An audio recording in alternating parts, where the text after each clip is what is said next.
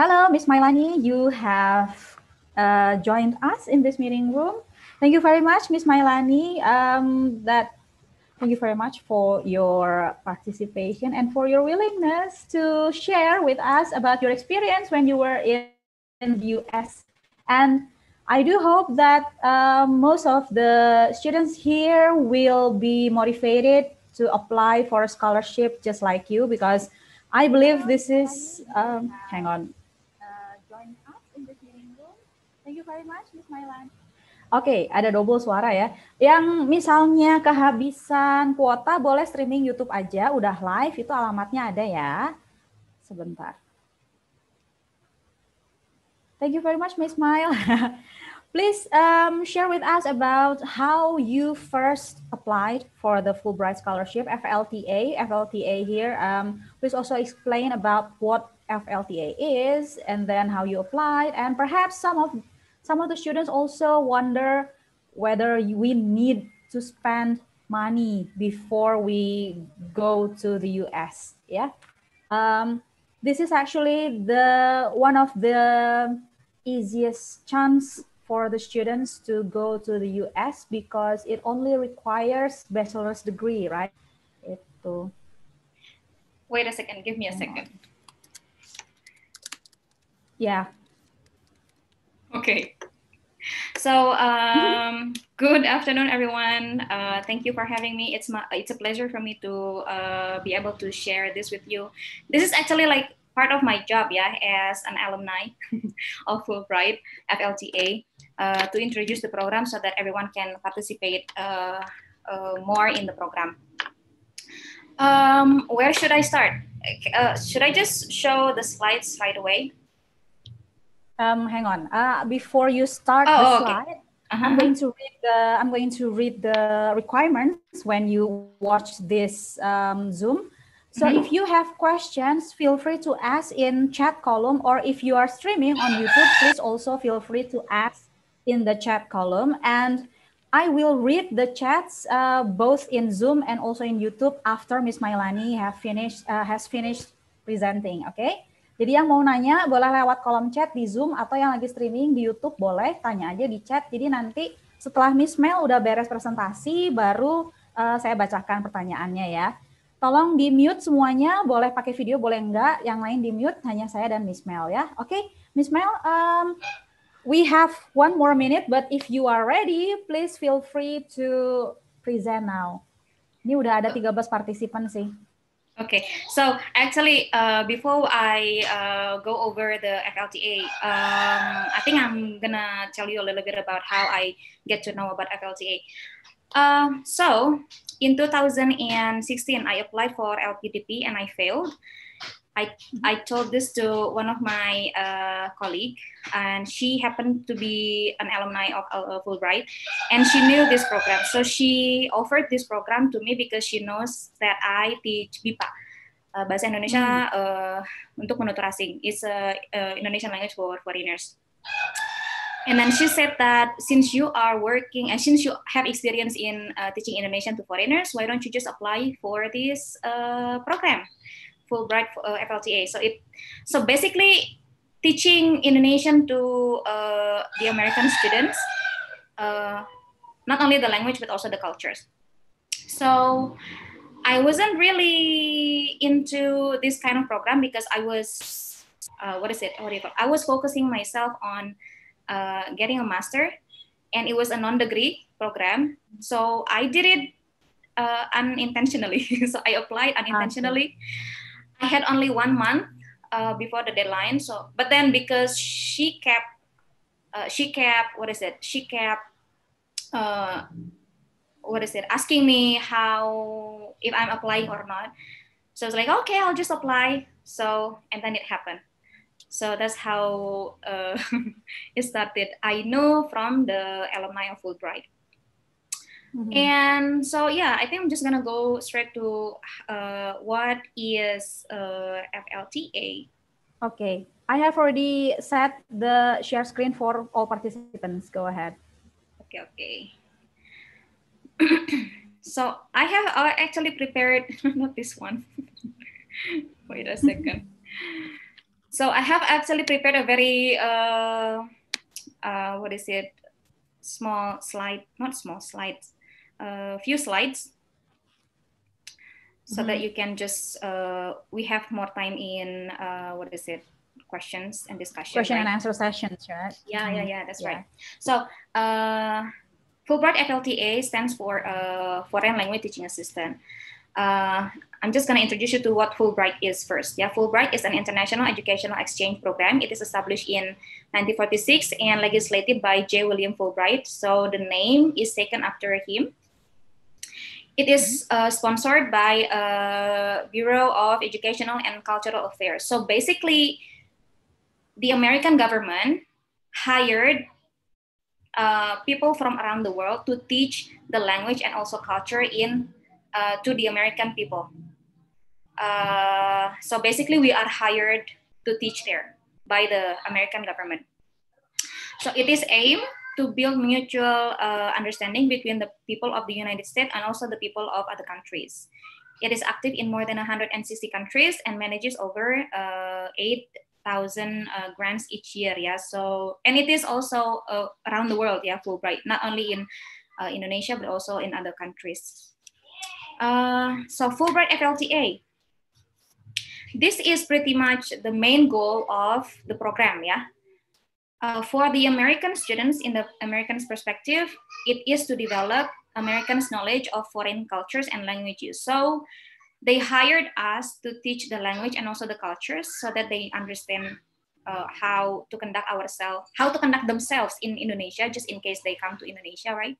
Or just in case they want to do research in Indonesia. And for us, the grantees, it is to develop grantees' professional skills and gain first-hand knowledge of the US. In the past, it is only open for English teachers. Okay, so in the past, it is only open for English teachers. It can be in any levels, university levels, senior high school, but I think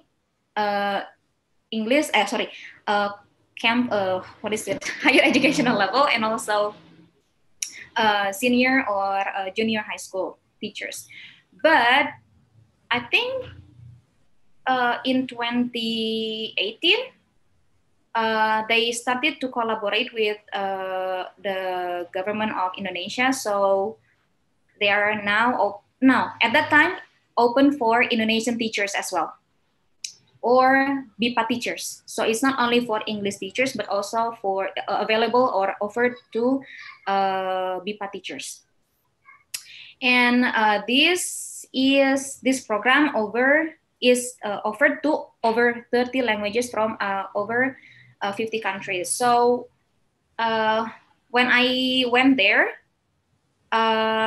were like almost 500 people from around the world coming to America to teach their language and also cultures, including Arabian language, yeah. Arabian language, Arabic, sorry, Arabic, and others, Spanish, of course, yeah. Yeah, Arabic. So the most participants come from Arabic. So it is actually surprising that the American people, they want to learn about the Arabic language and also culture. So this is really a surprise for me, yeah, in person. Okay, the expectation. So if you can have a look at the three on top are the expectations the American would like to get. Okay, so the expectation for the American is that we, as grantees, provide youthful and up-to-date components. So if there are some issues happening in Indonesia, they really want to know what's really happening in Indonesia in certain issues, for example, and they want some update. So they want to get news from the real person, from the native perspective, and also provide meaningful and real exposure. So let's say they have Islamophobia, right? So we come there, me as a Muslim, yeah, I have to provide them like real exposure of what an Indonesian Muslim looks like. And then they expect us to share culture and values of the home country. Okay, so share cultures, as I said earlier, just in case they come to Indonesia or they want to do research in Indonesia, so they know how to conduct themselves in Indonesia. For us, grantees, the three below, those are expectations from grantees. So it is expected for the grantees to enhance the teaching. So we as grantees, professional skills, in terms of teaching, enhance our technique or knowledge about teaching the language, engage in academic studies, because when you do this program, you have to also join 2 classes per semester. So it is a must for you to join classes. One is related to American studies, and then the other one is related to language teaching and learning. So you have to take these 2 courses in 1 semester. And then we, as grantees, when we come back to Indonesia, we need to share cultures and also values of the US, just like what I'm doing right now, actually. Yeah, so I'm sharing the cultures and also values of the US. Okay, so let's talk about Indonesian FLTA, or Indonesian students in USA. So Indonesian language is taught in over 15 universities. Okay, and the number of students varies from 2 to 30 students. So sometimes it depends on the campus. Yeah, if Indonesia is somehow popular in that campus, so you are more likely to get more students. Okay. But what is it? From what I know, Yale University has the most students, compared to other universities in the USA. So why do these students want to learn Indonesian? First, because they have research interest, because they research their paper are related to Indonesia. So sometimes they want to do research in, let's say, Kalimantan, or they want to do research in the oceans of Indonesia and stuff. So it's because they have research interest. And then the second one is because when you do master in the USA, you have to at least get proficient in foreign language. So you have to choose. Okay. The most popular is Arabic and also, so the first one is Spanish, the second one is Arabic, the third is Mandarin. The rest, so at some point, they choose Indonesian just because they cannot take the Spanish because it is already full. Because the quota is already full, right? Yeah, because the quota is already full. That's why they started to go to other foreign languages, especially so. And then sometimes my students come from Singapore or Malaysia because they say like, okay, I can pass this class in a blink of an eye because they know already, because it is somehow similar, right? So sometimes it's just like their strategy. We have the same family. Yeah. So that is like just their strategy, just to pass one course very easily without any stress. Yeah. So those are the reasons why they want to study Indonesian language and also cultures. And then America has its own proficiency guideline named ACFL, American Council on the Teaching of Foreign Languages. In Indonesia, we apply SHAFER, Miss Youlee. SHAFER, but I don't know what it stands for. Okay. I also forget, actually. So Indonesia employ a SHAFER standard. So we go by the European standard, But America has its own proficiency guidelines. Center of Research for CFR, right? CFR. Yeah, CFR. Okay, you can Google it though. Center for European, something like that. Yeah. Okay. Rank something lah.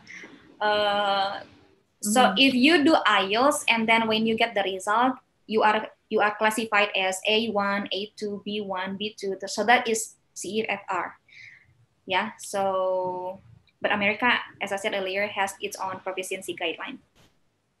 And the guideline is, the guideline is based on interpretive, interpersonal, and also presentational skills. If it is in CEFR, the one we know is speaking, writing, reading, and listening skills. But in America, it is based on interpretive, interpersonal, and also presentational.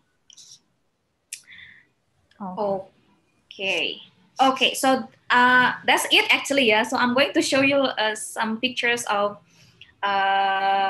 what I did in the US. I didn't take quite a lot of pictures anyway, because I have a trauma. So ever since I did the orientation when I first got to the US, they keep telling me that we need to get consent from others.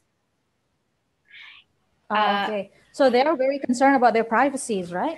Yeah, they are very concerned about their privacy. So we cannot just take everyone's pictures as we wish. And we cannot tag everyone in every picture that we upload, right? Yes, yes. So we have to. Very different from Indonesia, where people just simply tag us on their pictures and we look ugly, but they kept tagging us, right?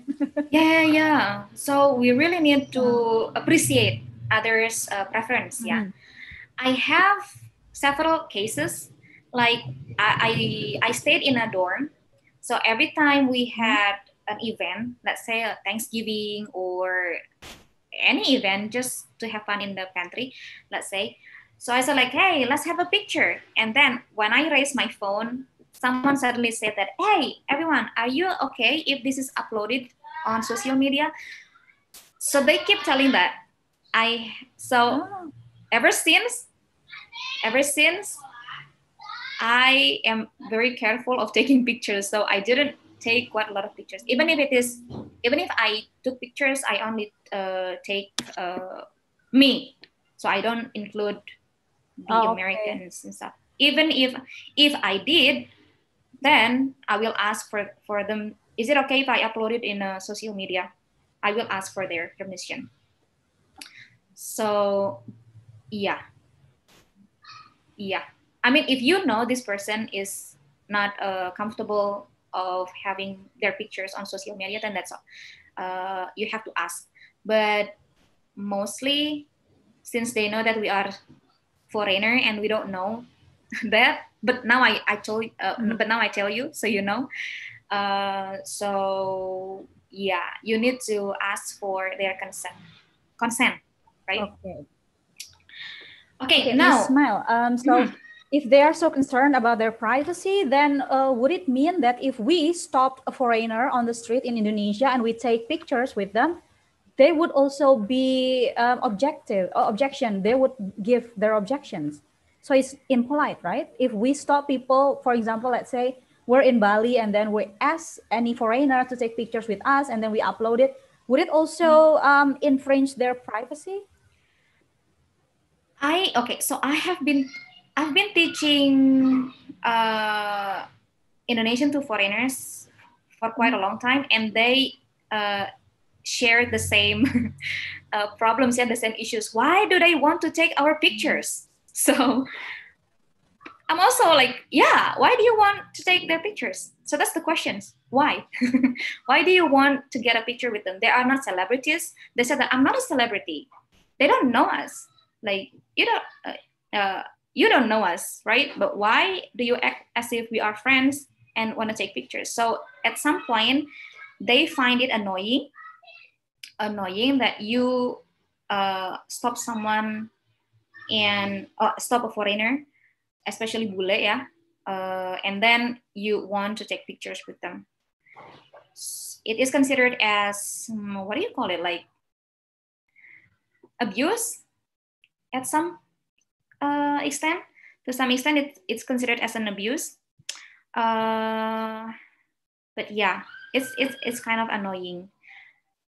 But I think they already know that if they come to Indonesia, they will experience this. They also have like the orientation, yeah.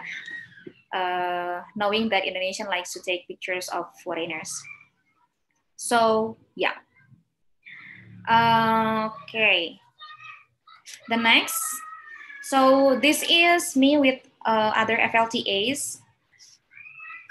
So the one on my right side is from Thailand. Oh my God, I can't remember where she comes from. So how many countries were your friends from? So Wisconsin. Oh, so I taught in University of Wisconsin-Madison. So Wisconsin has the most FLTAs compared to other universities. So sometimes in one university you only have yourself. You only have one FLTA. So we have like 1, 2, 3, 4, 9 actually, yeah. So in total there are 9. The one I'm so sorry. So here with the pink veil, she is from Kenya, Myanmar, Vietnam, Finland, and also South Africa. And then there's another one from oh my God, Mediterranean. Oh, okay, the Mediterranean Sea. Yeah. Okay, so this was our last few days before we depart home. Okay, and this is me with my supervisor, Bu Erlin. Bu Erlin is an Indonesian, and I am so proud of her because she is actually the head of Southeast Asian languages. Oh no! I mean, she is the head of less commonly taught languages, including less commonly taught languages, including Indonesian. So Indonesian is less commonly taught in medicine. Yeah, even though the participants are actually quite a lot, yeah. I mean, if you have to compare it with other universities, yeah. So she actually the supervisor of other FLTAs, yeah, from Vietnam, Myanmar, and also Thailand. Okay. And then, so this is Agustusan, 17 Agustusan with Permias, Persatuan Mahasiswa Indonesia di Amerika Serikat. It was actually like somehow a small community, yeah. And then, since I also introduced the culture, so I had a chance to perform a peacock dance in front of some students, in some occasions. In this, so if you are an FLTA, you are more likely to be invited to several international cultural events like this one. The audience could be mostly high school students. So this is me explaining about peacock dance and also perform before them, yeah. So it is going to be more beneficial if you know, if you can perform something. Some of my other Indonesian FLTAs, they don't dance, but let's say they are good at cooking, so they use that cooking skill to introduce Indonesian cultures in terms of food, right? But since I like to dance, so that's why I choose to perform a dance. Okay. Can we also like play musical instrument? I mean, like special Indonesian musical instruments there? Yeah. Oh, okay. It is also in Columbia University. They have the collection of angklung. Oh. A small set though, but you also learn how to play angklung.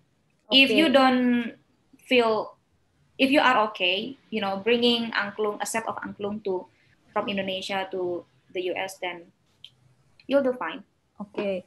And we happen to have angklung organization here at STBA. So perhaps for those angklung member and you want to be FLTA awardee, you can also apply and you can promote your ability to play angklung, you know? Yeah. So I think it's gonna be it's gonna be your advantage if you know a culture, at least performing a culture, because you know when it's a performance, it's gonna be more interesting than to just have foods. because they can record it actually. Yeah, that's right.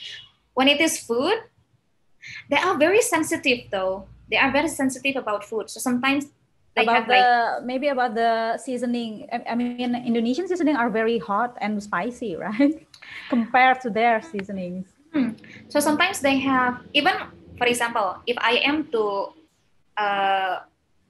give my students Indonesian foods, I have to explain to them what it is. So because they have quite a lot of allergy.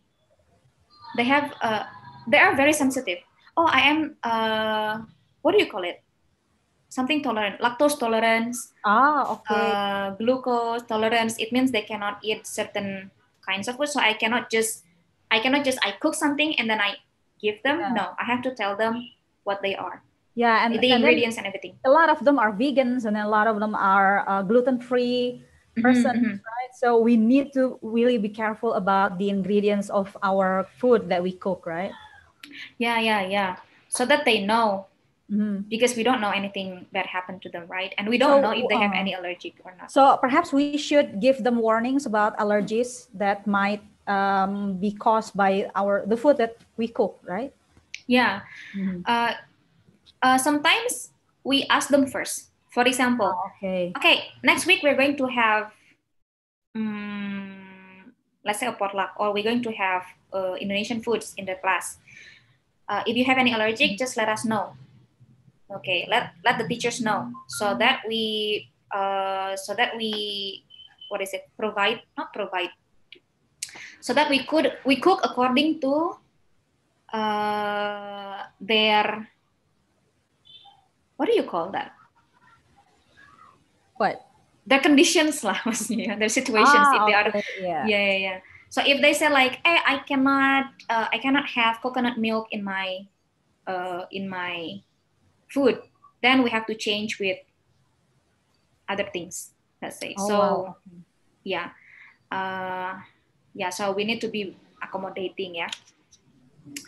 Okay, so that's culture. So this is me with the other Indonesian FLTAs.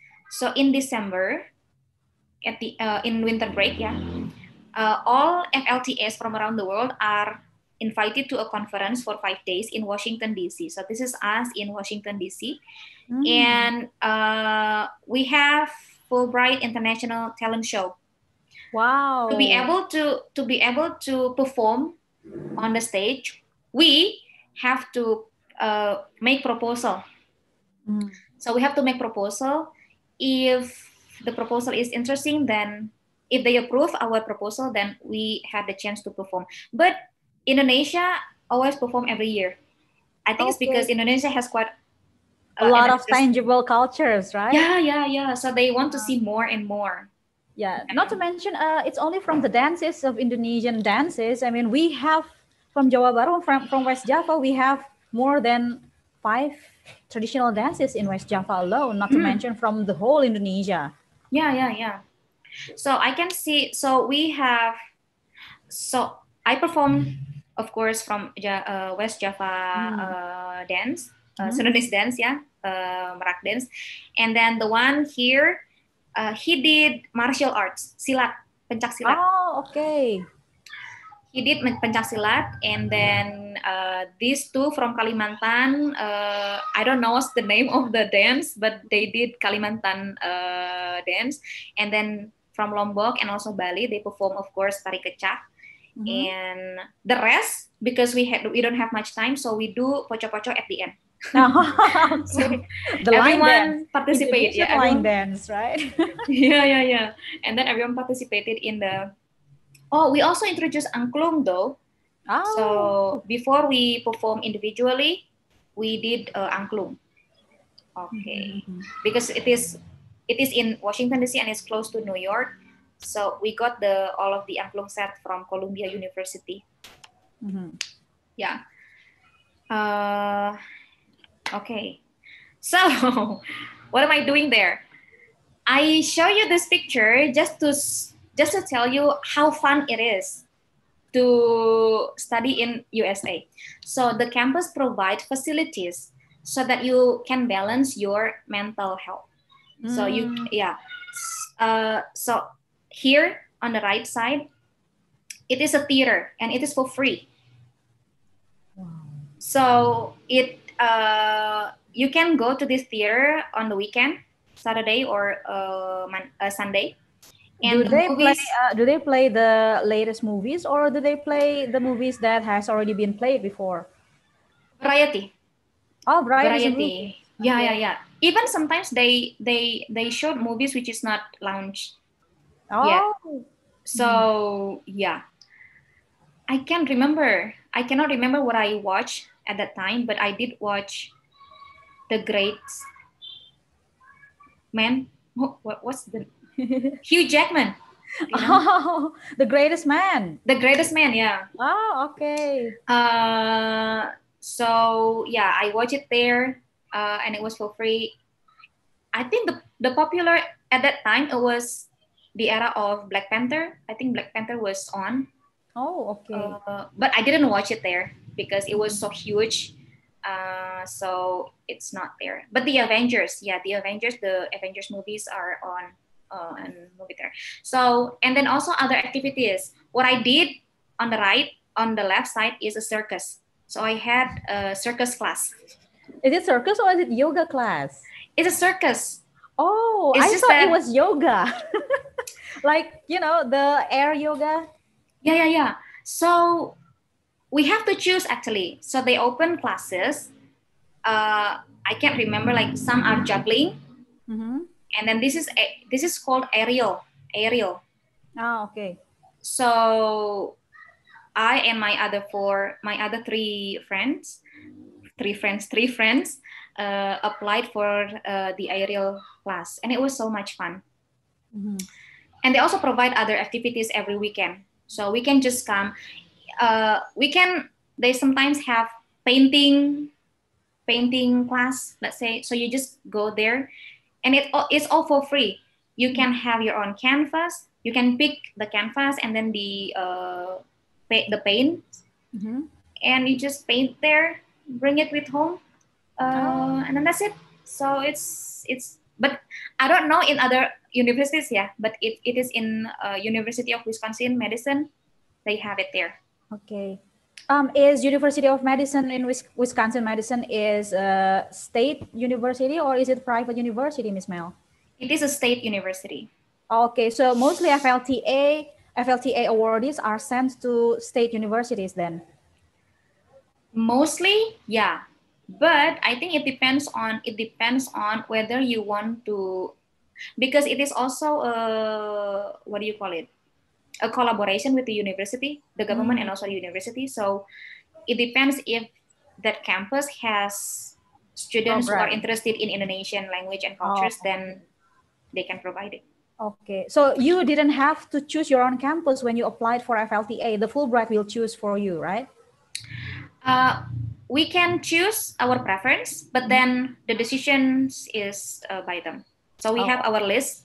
So they will ask us, they will give us like 5 universities, and then we have to rank them. And then we send our preferences, and then they will decide who goes to which university. But we cannot choose the universities that we want. They recommend the 5 universities and we rank them. Is that okay? So this University of Wisconsin Madison is actually my fourth place as my fourth choice. Yeah. Okay. But I'm quite happy though, because Madison is actually a small city. Okay, so the capital, the White House? Yes. So the next house is in Madison. Oh, okay. So if the president, let's say the White House is collapsed, let's say, then they move it to Madison. So we have also a capital there. Oh, okay. So it's the second home of the capital city in the US. All right. But it is actually quite small though. Okay. And this is me with my supervisor and also other colleagues. We travel, I think this is in Iowa. We had a road trip. Wow. We had a road trip to Iowa, and we had, So they said that there's a restaurant. It's an all-you-can-eat restaurant, and they are very good for the crab legs. So we went there for the crab legs. Okay. Okay, so that's it for the FLTA.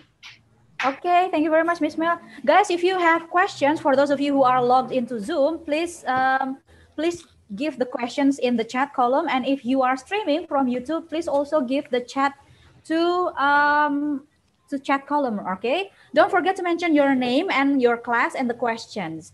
Okay, Miss Mel, I would like to ask you, maybe I would represent some of the students here about the first time that you applied to FLTA. You told us that you got the information from your Fulbright awardee friend.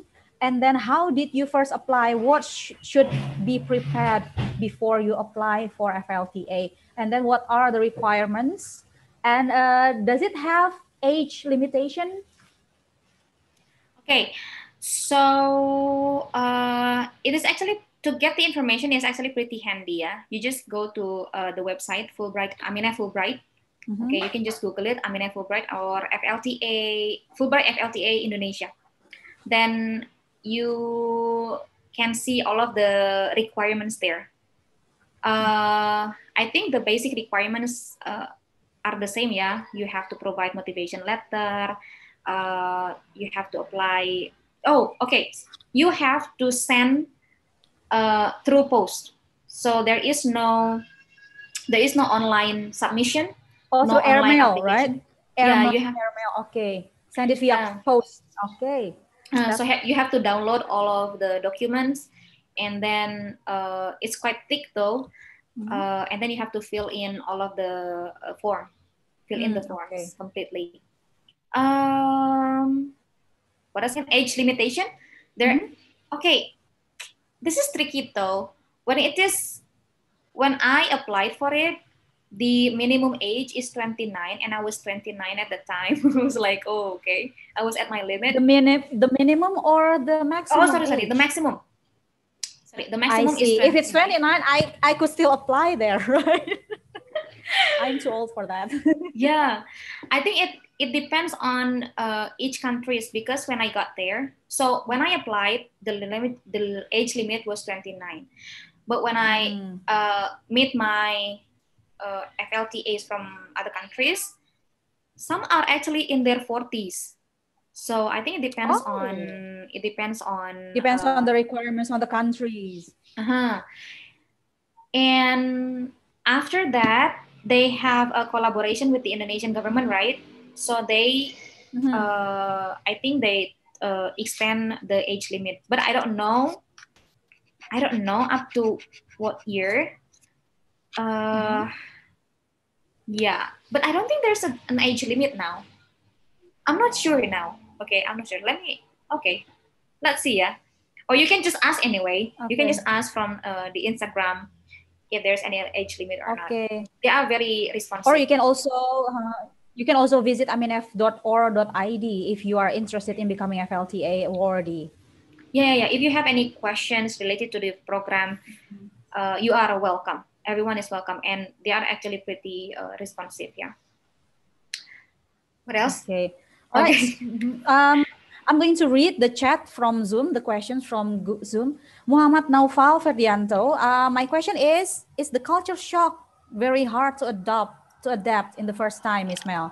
The culture shock. You told us about the first culture shock, about the privacy when you upload pictures. Are there any more culture shocks for you? Yeah. So I experienced a lot actually, yeah. So, but good and also bad culture shock. But okay, let's talk about the bad culture shock first. Yes, about taking pictures. That's one. And then because I went there as a teaching assistant, as a teaching assistant, it means that I have to be professional. So what it means by professional is that, so at that time, I cannot be friends with my students on Facebook, let's say. So we cannot follow each other on Instagram. So at the orientation, they mention it. But I think the people at the orientation just want us to be careful, you see. It's not that it is. It's not that it is forbidden. It's just to warn the teaching assistant that you have to keep the barriers that you are that you are a teacher, let's say, and they are your student. Okay, because you know they have like a very open free lifestyle. Free lifestyle, yeah, that's so free that's what we lifestyle, are. and it is very different from Indonesia, where we have different taboos between Indonesia and the US. Yeah, exactly. So we need to be careful with that. So they say that so that we are careful, right? Okay. But I think I took it too seriously. And okay. Oh, I see. And then did you adapt really fast, or did you adapt like harder to adapt in the culture shock? It depends on your personality, I guess. If you are open to new experiences, if you are open to new things, perspectives, then I think it's gonna be very easy for you to blend with others. But see. If you are a chameleon, then it's easier for you to adapt to cultures. But if you are very strict, like I only eat Asian foods, or I only want to go or hang out with my Indonesian friends, then it's gonna be so hard for you to adapt. So I think it depends on your personality. If you welcome to new cultures, then you do fine. Okay. All right. Next question is from Nida. Nida is from Classy, and she wants to ask, Nida, nggak usah basa-basi ya, langsung nanya aja. Aku jadi bingung pertanyaan mana. Hang on. Okay, she has been wanting to at least, she knows how busy NYC is, New York City. And the question is, what is your hardest time while you were there, and how did you deal with them? Thank you. What is the hardest time that you were facing when you were in USA, and how did you deal with the difficulties? What was the hardest time? I think when I don't have money. No, anyway. So I think the hardest time is when you were about to go to US, right? It was the hardest time. You took care of the visa, and then you needed to buy the plane tickets and so on. I think the hardest time would be perhaps the time when you were about to fly. Yeah. Okay, so in terms of preparations, yes, of course, yeah, because I got the invitation. So they don't tell you, congratulations, you are accepted to be an FLTA. So when you got the email, it is only an invitation for an orientation. You are invited to an orientation at this time and at this place. So at that time, I really I wasn't sure if I got accepted or not. So they don't say it that way. It was in April, and we had the orientation in June. And then we left. Where did it take place? In Indonesia or in the US? In Indonesia. In Indonesia first. Yeah, before before we departed, we had orientation in Indonesia. Hotel ya waktu itu. Okay, it's a 5-star hotel. Anyway. JW Marriott, was it? No, it's not. But it is actually one of the hotel where the presidential debate are held. But I cannot remember where it is. I cannot remember the name. Anyway, so so I had only a few months, right? So since April, I have to complete other documents. So they will ask you to, hey, please submit several documents. And then in June, we have to do orientation for 5 days. And then after that, we have to do shots, vaccine shots. And it cost a lot, yeah. So you use your own money, or were you paid? Did they pay for all the expenses? So for medical checkup, they don't cover it. Okay, for so medical you checkup. covered yourself. I see. Yeah, I spent like almost 2 million for the vaccines and also the Only for medical the checkup. vaccines. Only for the Yeah, vaccines and medical checkup. Okay, what yeah. about the visa? Did they take care of your visa as well? Did they reimburse your money when you apply for a visa? They took care of it. So they take care Oh, of the okay. visa. So we just come for the interview and get the result, and then that's it. Oh, okay. What else? Yeah, of course, the struggle is in the preparation because it's a very short time. Yeah, in April, Mm. and then I left in August. So Okay, it's what a very about short time. the apartment or dormitory in the US? Have they prepared? Had they prepared for you, or did you have to find yourself? In some universities, so when you are accepted, Mm-hmm. you they will send you a contract, Mm-hmm. okay, to know, okay, so you are approved or you are assigned in these universities, and this is the situation in universities. It's a long, like it's a quite not big, several pages, yeah, several pages of paper that you have to understand before you sign. Mm-hmm. And then it depends on the campus. In some campus they provide you accommodation, Mm-hmm. but they also but then they cut down your monthly stipend. So i Wow. have Okay. I have one friend. He was assigned in Chicago, University of Chicago, Mhm. and he stayed in a university dormitory, and he only received half half of my stipend. I see. Uh, yeah. What else? Stipend depends on where you stay. Yeah. If you stay in Hawaii or if you stay in New York, you got higher stipend because of the living cost is Okay. also more expensive there. Mm-hmm. What else was it? Have you got uh, any difficulties? difficulties. Well, in terms of Hardest culture, time? Mm-hmm. uh, yeah, for preparation of because it's a short time and we have to send everything and we have to prepare everything, so that could be like the struggle. When I got there, oh, what happened? Okay, when I got there, I didn't really find things difficult though. Yeah, yeah. I mean, I so was so enjoying actually. you didn't have the hardest time. You didn't have the hardest time when you were there. Maybe the hardest time is to go back to Indonesia and make report. Yeah. So, Did you have to um, make report when you have returned to Indonesia? no, we don't have to. Oh, We don't have okay. to. All Yeah, we don't right. have to. I think the hardest time is I don't know. I don't know that medicine will be so quiet in winter break. Mm. So while everyone, while my other Indonesian FLTAs are planning to travel around the US, but because I didn't really prepare for the travel, it was my Mm-hmm. bad actually. So I decided to spend my winter break in Madison in my campus. And oh my God, it was so quiet. Madison is like a dead city. So Oh. everybody went somewhere else because Madison is actually up north.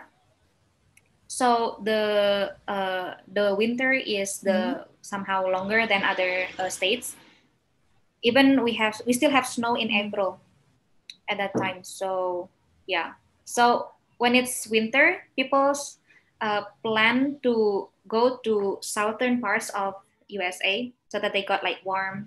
Uh, Winter is no fun anyway. Winter is not fun, yeah. If you feel like, oh, I'm so interested in snow, you will only get excited for only like a week. After that, you'll get annoyed by the snow. So yeah, not many people like to have winter, so they prefer to go to the south to get warmer weather. I see. Okay. All right. Next question is from Natasha Karina Jati. Yeah. She asked whether the living costs were covered or not, and what are covered and what are not covered. Okay. So I think, as I said earlier, it depends on the campus. So sometimes the campus provide accommodation, but then it means that they don't give you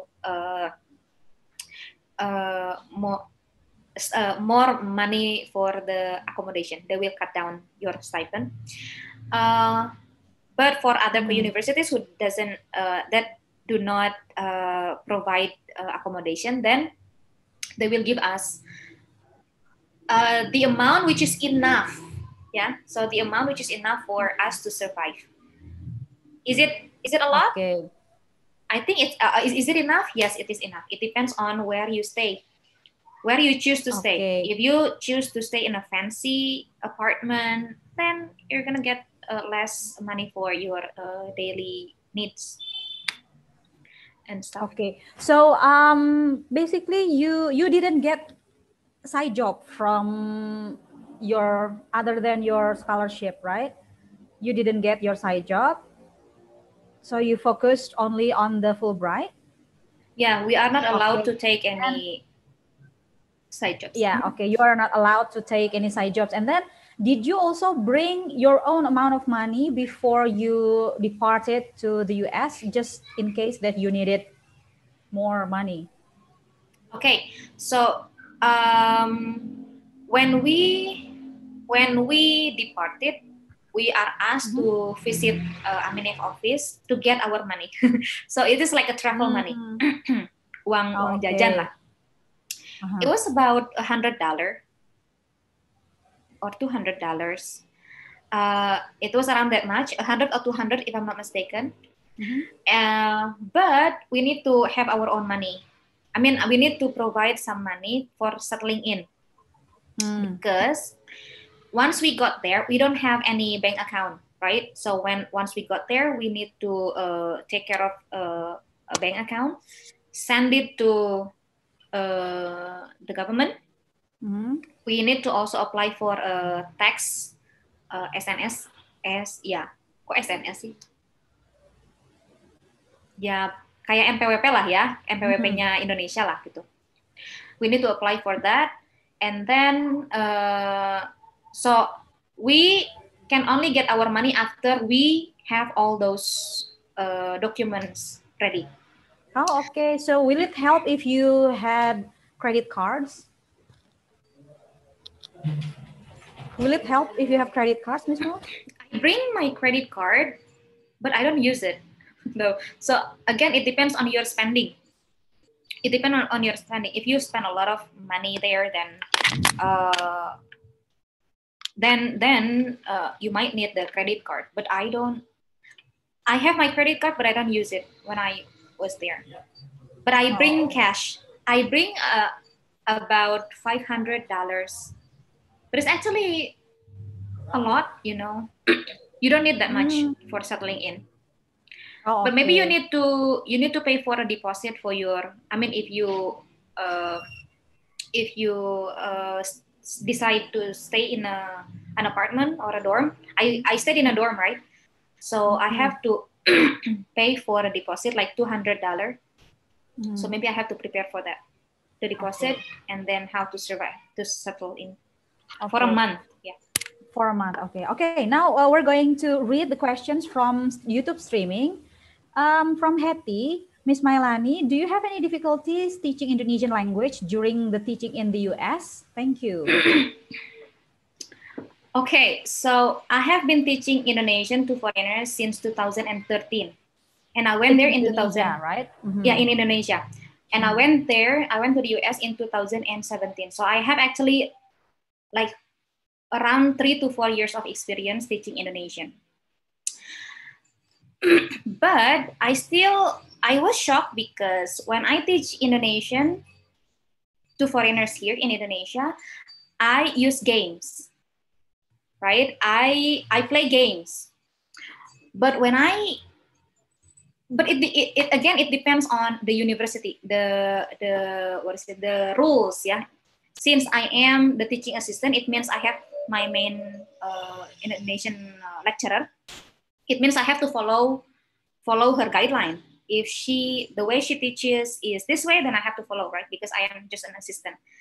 But if you are taking the role of a main instructor, then you can just do whatever you want, right? So at that time, my hardest part is that because I'm used to using games in my classroom, while my supervisor is not really into games. So whenever I offer a game, she would ask me questions like, why do we need this game? What's the goal of this game? What's the outcome of the students doing this game? So I think Indonesian language in that university, at least my supervisor's way of teaching is like a series. So in the first semester, we read authentic articles. So I have to find authentic articles about the culture of smoking in Indonesia, and then it's actually really like a lecture. It's not like it's not the same as language classes in Indonesia. So we have, or maybe because I teach intermediate and advanced level, so that's why. So it means the students already know some Indonesian languages, right? I don't teach the beginner level. And so and then the second semester we have Bumi Manusia for the material. So we study from a novel.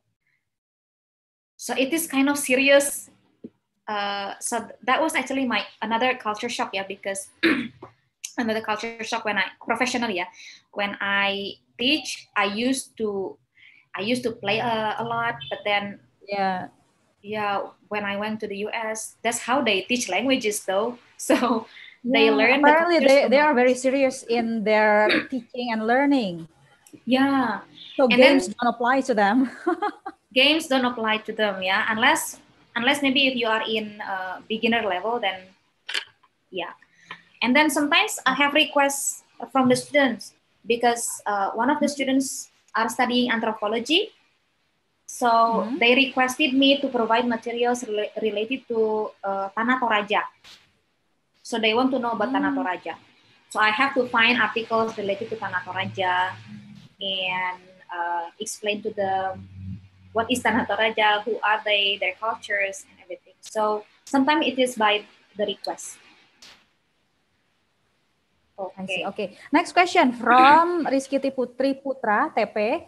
Miss, I would like to ask something about this on this pandemic. During this pandemic, what do you do? And if the pandemic is over, will you go back to the US? I'd love to go back to the US to take my further studies, but I'm not sure that is the question is for the FLTAs or for myself. Hello? Okay. Is the question for my... Yes, Mel? For you, I mean, will you go back to the US, or maybe you want to find master's scholarship, or perhaps you want to use another chance to teach Indonesian using PPSDK maybe? Yeah, sure. I would love to go back to the US because I think it's fun to teach Indonesian there. I see opportunities, yeah. I mean, I see, and the Indonesian is actually growing there. So the opportunities is higher even now, yeah. I see. So when it is when I went there, we came with only 10 FLTAs, but now they have at least like 14 to 16 FLTAs accepted in several universities. So I think it's growing. The trend is growing. Chances are higher. And of course, I want to go back to teach Indonesian as a student or as a teacher, as an instructor. So both ways will do. Okay. Next question is from Herdiana. He asks the difficulties of foreign students when they learn Indonesian? The difficulties for foreign students in learning Indonesian. Grammar. Okay. So the grammar. Okay, the thing is, it's not because it is grammar, but I think for me, I think it's because Indonesia is not Indonesian language is not a well developed language. So there are so many exceptions in Indonesian grammar. I have a hard time looking for articles or news because they want authentic news, right? I have a hard time finding articles which uses bahasa Indonesia yang baik dan benar. So if you just read the news in Indonesia, any news in social media and everywhere, even Kompas or Metro, they don't really use Indonesian yang baik dan benar.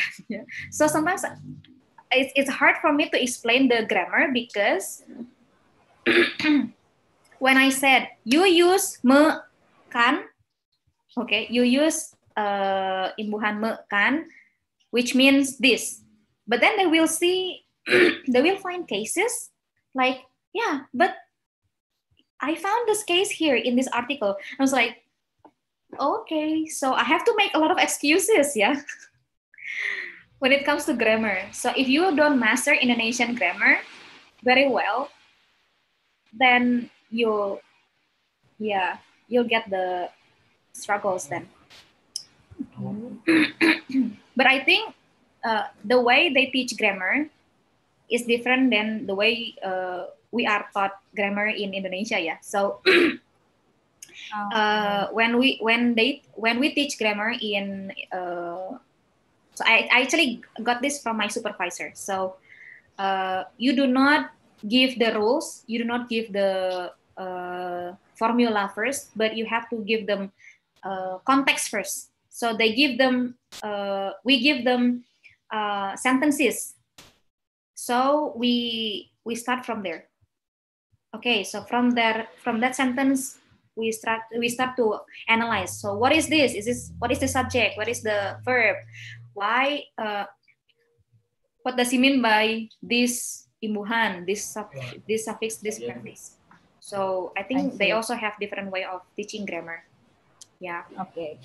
All right. Next question from Fasya. Actually, maybe you have already told the stories about difficulties when you live in the US, choosing some food, adapted to other people. Basically, maybe in the US, they have more varieties of food, right? I mean, they even make sure people with allergies are not getting the food they are allergic to, something like that, kan Mel, yeah? So we're going to go to the next question from Priska. There you go. It's a good question, actually. Is there another, oh, hang on, Raisa first. The differences between students in Indonesia and America, since the students in Indonesia are sometimes afraid to ask questions. What are the differences, Miss Mel, between Indonesian and American students? Yeah, that could be like one major difference, yeah, between Indonesian and also American student. But I think it's because of how the teachers treat the students. So the teachers, they don't judge the students. There is no such thing as silly question. For them, there is no such thing as silly questions. The silliest question is the one that stays in your mind. Okay, so they encourage the student. They encourage the students to just say whatever they want, and the teachers will not judge you. Like if you say something silly or idiotic, let's say, then they will not say, "Hey, you are so idiot. Why would you have such a mind?" They will support you with. They will support you with further analysis. Oh, why do you think so? And they will appreciate your thoughts. Any thoughts, yeah? So I think Indonesian students are afraid of asking questions or stating opinions. So the teachers are basically encouraged, right? Yeah. So don't judge. Don't make assumptions. Don't make assumptions. Do not make assumption. Let's say, even if it is good. Let's say, for example, I think this student is smart. So we do not make such assumption as well. We just give all opportunities to everyone, to every student. So yeah, that's the major difference about Indonesian and also American students. Okay. All right. All right. Next question from Priska. Have you got any tips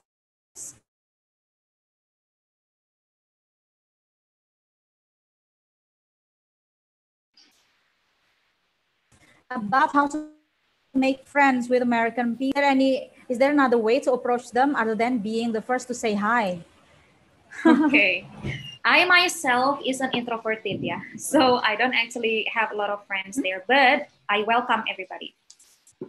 But I don't get along well with others. So I think they are actually pretty welcome.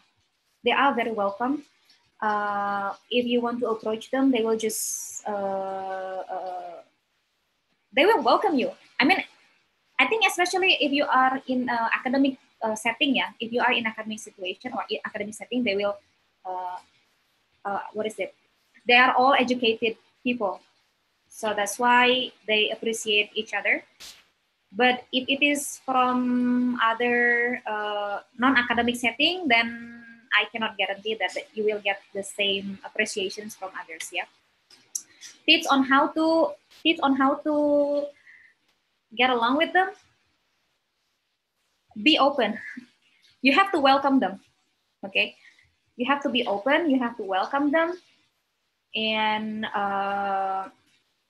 again, do not judge. Make them comfortable. So do not make them think that if I do this in front of if I do this in front of this person, in front of this Indonesian person, then she will think that I am bad, for example. So just welcome. Even if to the LGBT community.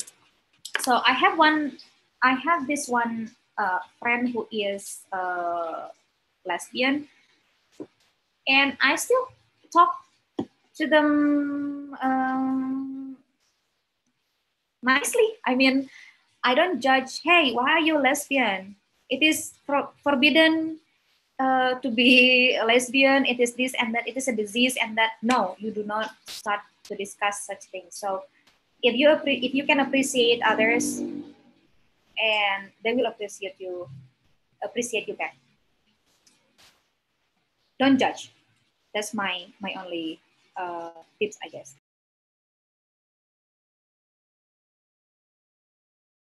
And also be participative. So if there are some events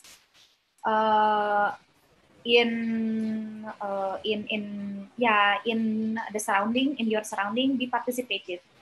Even if the dorm. So I chose to stay in a dorm because I want to, so that I don't have problems. Not I don't have problems. So that I have a reason to be friends with my roommates, right?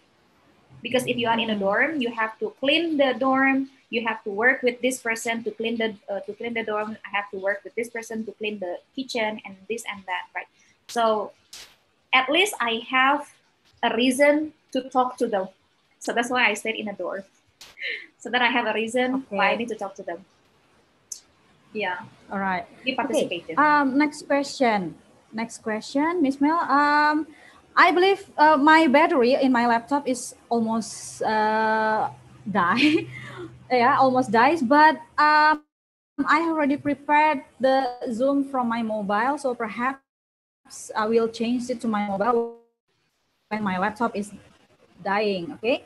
Yeah, let's do. And from Dinda.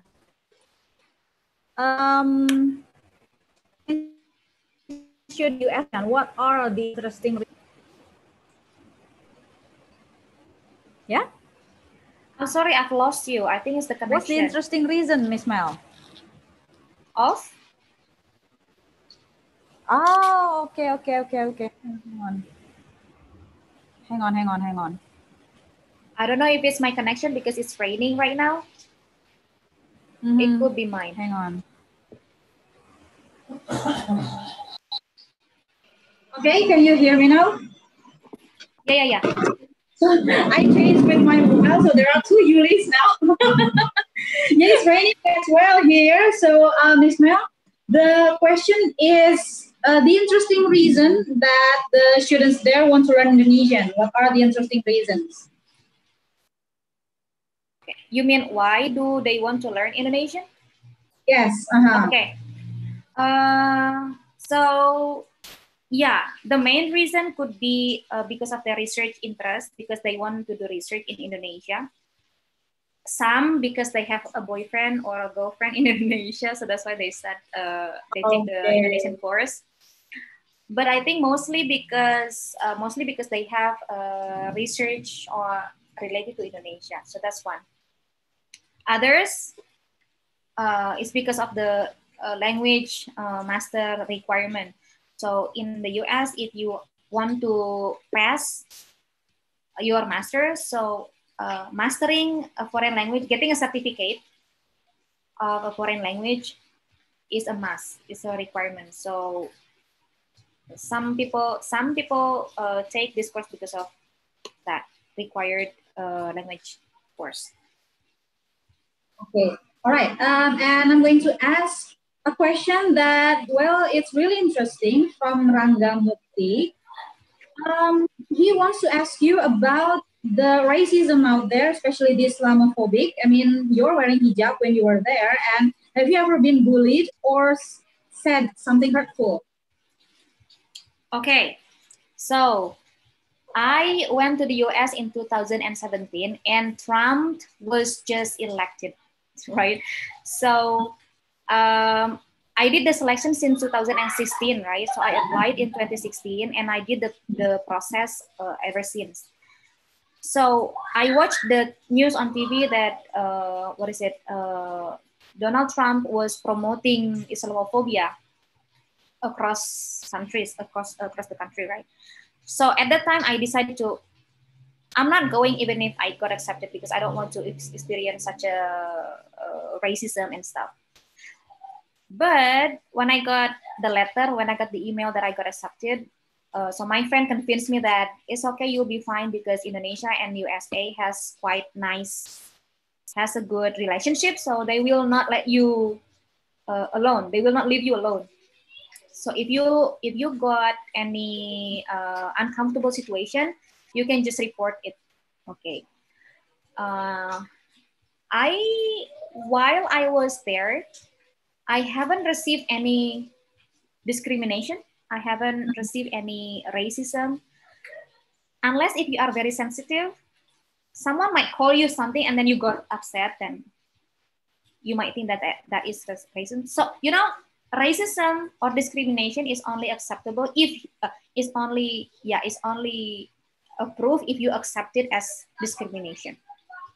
If I don't accept it as discrimination, then it is not a discrimination. Even if, for example, one person say that, hey, you're a terrorist. If I don't get offended by that, then it's not racism, I guess. So yeah, I believe every feeling should be mutual. If they intend to make discriminative statement, and if you just feel okay, that's fine. It's not a bully, right? Yeah. It's not a bully if I don't feel like he offends me. So it's totally on you. So I myself, I have never experienced any discrimination. Yeah. So it depends on how we take it.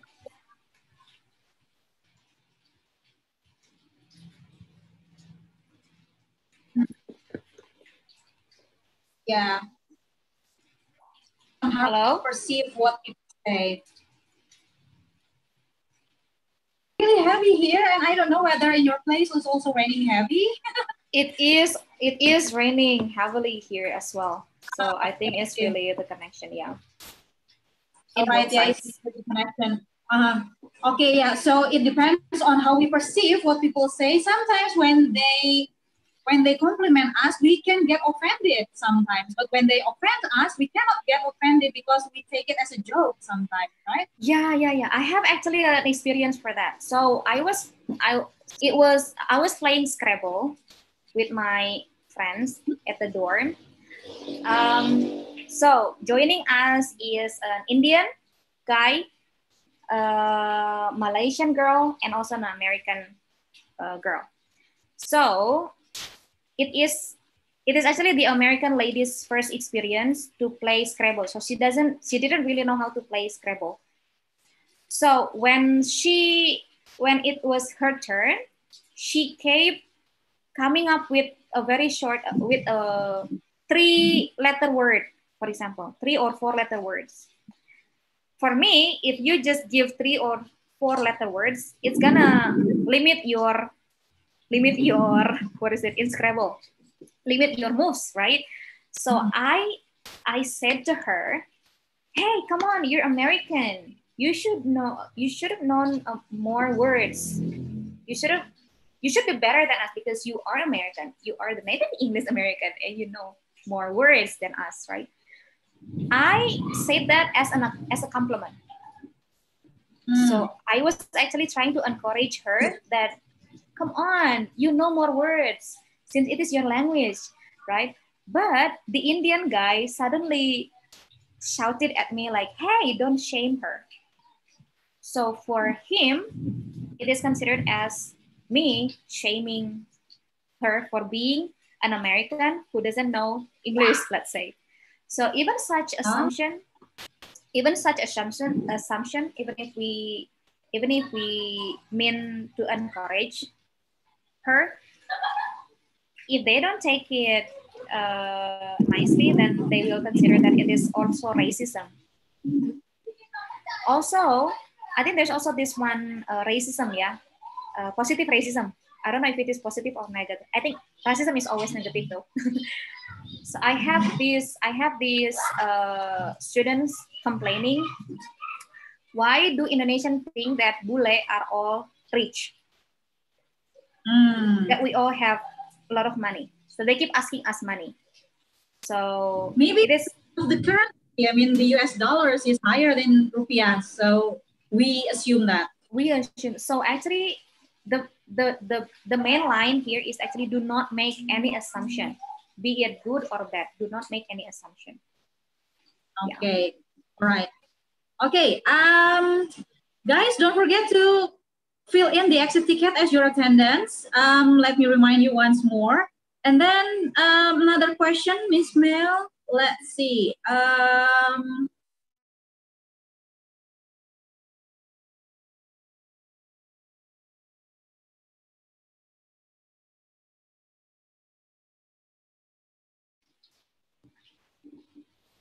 Yeah. What are the things about?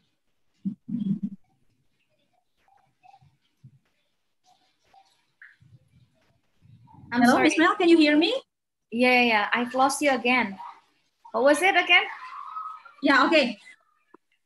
Ferza asked, what are the most common misunderstandings of Americans towards Indonesians?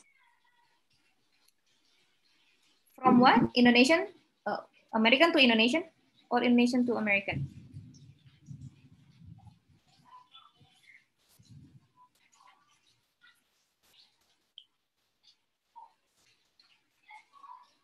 Hello? Should I change my...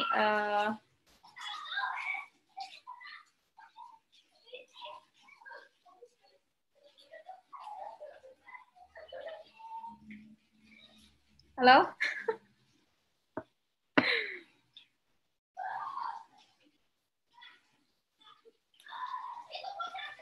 Hello? Are we back? Yeah, hello, we're back. Miss Mel, can you hear me now? Yeah. I'm so sorry. Okay. So one of my students, Ferza, asked whether about the most common misunderstandings from Americans towards Indonesians. I think assumptions, yeah. Again, assumptions. So wait a second. Indonesian towards American towards Indonesians. Yes. Is assumption that they don't speak English well. Oh, okay. So I have met. So when I was doing my grocery, and then So this guy was actually nice to gave me a lift home because I couldn't catch my bus at that time. So he decided to give me a lift home. So while talking, you know, like, oh, where are you from? I'm from this and that. So, and then he suddenly tell me like, oh yeah, but your English is good. So it's like, okay. So I just, because I don't want to offend him, right? So I said, oh, maybe because I teach English in Indonesia, so that's why I have no choice but to be able to speak English well. So I think that could be like one assumption about in, but I think it also depends on how you speak, how Indonesian people speak in English, right?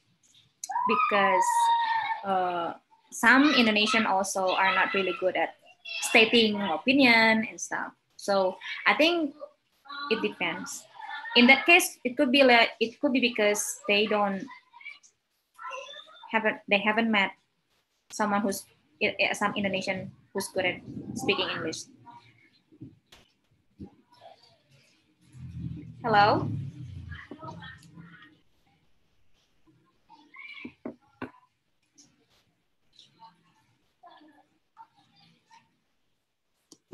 Hello, Miss Mel, can you hear? Yeah, let me change the connection first. Hello, Miss Mel, can you hear me now? Yeah, let me change the connection first. Let's see if I use my hotspot, then this will get better. Wait. All right.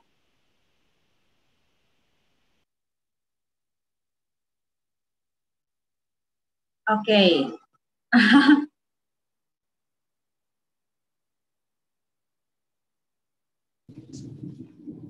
Hello? Yes. Hello, Miss Mel. Okay. Let's try. Okay. So there are actually a lot of questions, but maybe we can actually the questions that the students asked have already been told by you in the previous session. Okay, and I'm going to cut to Yvonne. Okay, Yvonne asks where we can find a job if we want to teach in the US other than from the scholarship. If we want to go abroad, especially as a teacher, where can we find a job? A job information. I didn't get the chance to find out about it, but there are some organizations. It's called SEASI, Southeast Asian. I'll just give you the chat. I'll just send SEASI. Okay. So you can just find that organization. So it is actually huge, quite huge. It is Southeast Asian Studies. Southeast Asian Studies, and Indonesian language could be one of them. So they actually provide Indonesian classes in summer. Yeah, in the summer they have this conference and also this language and culture training. If you are lucky, because some of my friends, like the previous FLTAs, applied to this organization to get the chance to teach there again, but they don't give you living allowance, or so they will only give you the like the fee for working there as a trainer, and then that's it. They don't give you living allowance, they don't give you travel allowance, travel what is it, cost, expenses. They don't cover it, so they only give you the fee for that. They don't take care of the visa as well. Yeah. Oh, okay. All right. Last question, Ms. Mel. This is from Jessica. Okay, I know it's kind of out of topic, but it may be what is it? We can call it the final question. It's the question. Good afternoon, Miss. My name is Jessica, and I like to know what motivates you the most to keep growing. What motivates you the most to keep growing? And then second question, what do you see yourself in the next 5 years? Is it career or is it anything else? Go ahead. Am I being interviewed in getting a job or? Okay. What motivates me the most is underestimation from others. So underestimation from others. So, okay. I gotta admit this, yeah. I have to tell you this. I am in my 30s. And I don't have a master's degree yet.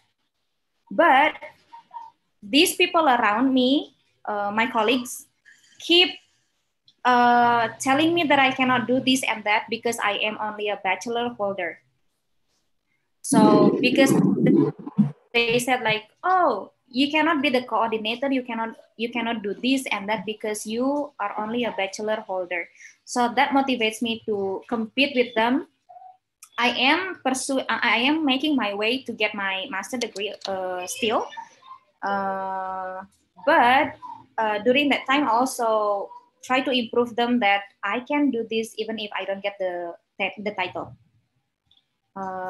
So that what motivates me professionally, yeah. Professionally, that's what motivates me. And then I have actually this one.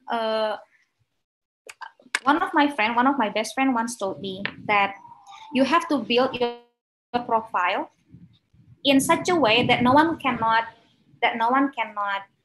say no to you. Do you see what I mean? Like, if you, let's say, I take IELTS, I take any certificates, any professional certificates, any training, so that when people, when I am offered to do something, they cannot say no to me. So they will choose me. So that's why, that's a good saying though. So build your profile so that anyone will say no to you. And how do I see myself in the next 5 years? I'm lost. Okay, but my planning is I want to, of course, develop BIPA. I want to still work as a BIPA instructor, and I want to promote Indonesian language and also culture in other countries if possible. I want to work in ambassador somewhere in any countries, so that I can have more opportunities to introduce Indonesian culture and language and cultures in the countries. I am seeing myself to be in Korea, hopefully, in the next 5 years, and working there in Korea to teach Indonesian. So we'll see about that, yeah. Okay, all right. Well, Miss Mel, I hope that you will get what you are dreaming of. And then thank you very much, Miss Mel, for your sharing and for your knowledge about the US. I mean, not many people know what it is to live in the US, and maybe they only see it from the media. And sometimes the media change what it is. For example, like the Islamophobia. So basically, there are not a lot of people who discriminate you for being an Islam, a Muslim. Okay, thank you very much, Miss Mel. My pleasure.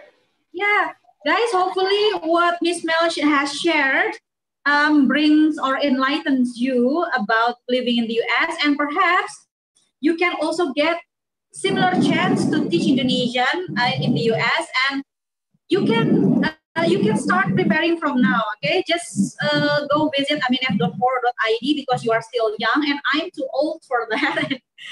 It's too late for me, okay? Hopefully you get a chance similar to Miss Mel. And then Miss Mel, I'll see you again in the cafe sometimes, yeah? I'll see you at Christmas, yeah? Yeah, Christmas. See you in Christmas. Usually we only have free time every Christmas. I wonder why, okay? So guys, don't forget to fill the exit ticket as your attendance. And that's it for today's meeting. Hopefully you can get more knowledge. Thank you, Miss Mel, and bye everyone.